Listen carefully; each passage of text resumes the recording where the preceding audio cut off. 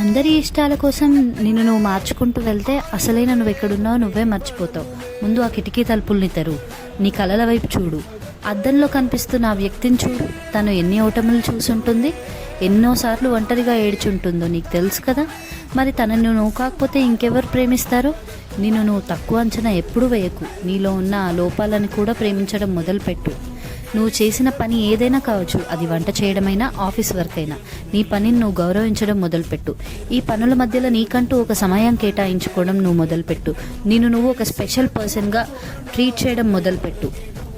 గుర్తుపెట్టుకో, నువ్వెవరికీ తక్కువ కాదు. నీ అడుగుల్లో తడబాటు ఉండొచ్చు, కానీ ఆగిపోవడం మాత్రం ఉండకూడదు. తల ఎత్తుకొని నడువు, ఎందుకంటే ఈ ప్రపంచంలో నీకంటూ ఒక ప్రత్యేకమైన స్థానం ఉంది. ఎవరి కోసమో ఏడవద్దు. నీ గొంతు నొక్కేయాలని చూస్తే మౌనంగా ఉండొద్దు. స్ట్రాంగ్గా ఉండు, ధైర్యంగా మాట్లాడు.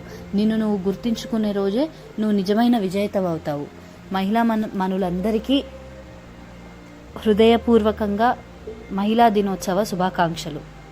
Thanks for watching.